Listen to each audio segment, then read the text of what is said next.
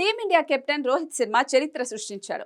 ఇంగ్లాండ్తో 5 test సిరీస్లను 4-1తో Bharat కైవసం చేసుకోవడంతో కెప్టెన్గా రోహిత్ శర్మ అరుదైన ఘనతను సొంతం చేసుకున్నాడు. ధర్మశాల వేదికగా ముగిసిన ఆఖరి టెస్ట్లో టీమిండియా ఇన్నింగ్స్ 64 పరుగుల తేడాతో ఇంగ్లాండ్ను చిత్తు చేసింది.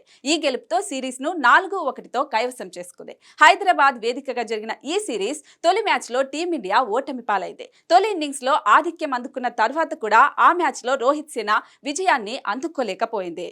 ఆ తర్వాత వరుసగా 4 మ్యాచ్లు గెలిచి సొంత గడ్డపై తమకు తిరుగు లేదని మరోసారి స్పష్టం చేసింది. ముఖ్యంగా ఇంగ్లాండ్ బజ్ బాల్ అప్రోచ్ పై కోలుకోలేని దెబ్బ కొట్టింది. England buzz ball game approach కు ధీటుగా బదిలిచ్చి సిరీస్ కైవసం చేసుకున్న తొలి సారథిగా కూడా రోహిత్ శర్మ రికార్డు అందుకున్నాడు.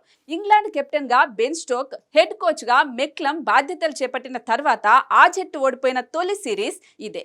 బజ్ బాల్ గేమ్ తో టెస్ట్లకు సరికొత్త ఊపును తీసుకొచ్చిన ఈ ఇంగ్లాండ్ ద్వయం ఇప్పటి వరకు ఒక్క సిరీస్ కూడా కోల్పోలేదు. కానీ టీమిండియా ధాటికి ఘోర పరాజయం పాలైందనే చెప్పాలి.